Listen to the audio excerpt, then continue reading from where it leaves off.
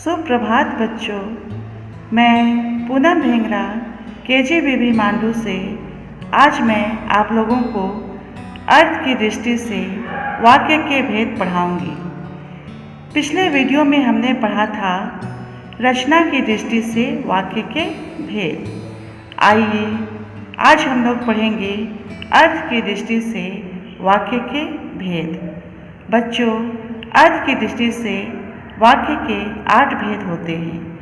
पहला है विधानवाचक वाक्य, दूसरा है निषेधवाचक वाक्य, तीसरा है आज्ञावाचक वाक्य, चौथा है प्रश्नवाचक वाक्य, पांचवा है विस्मयवाचक वाक्य, छठा है संदेहवाचक वाक्य, सातवां है इच्छावाचक वाक्य और आठवां है संकेतवाचक वाक्य। विधानवाचक वाक्य जिस वाक्य से किसी क्रिया के होने की प्रक्रिया का बोध होता है उसे विधानवाचक वाक्य कहते हैं।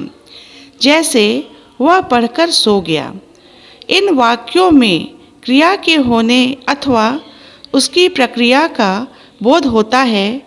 इस कारण ऐसे वाक्य विधानवाचक वाक्य कहलाते हैं।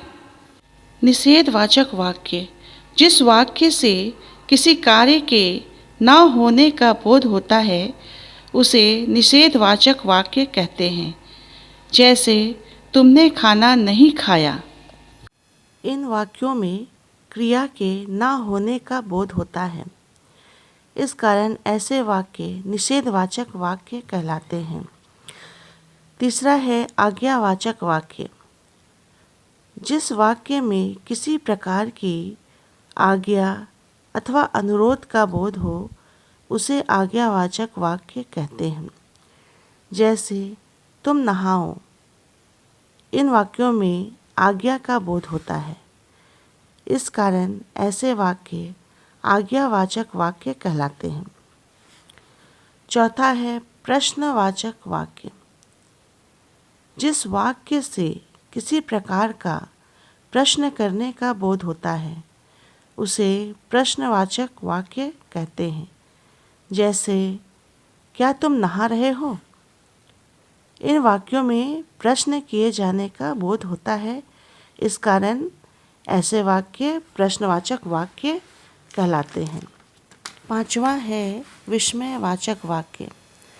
जिस वाक्य से आश्चर्य, शोक, हर्ष, विस्मय इत्यादि भावों का बोध होता है उसे विस्मयवाचक वाक्य कहते हैं।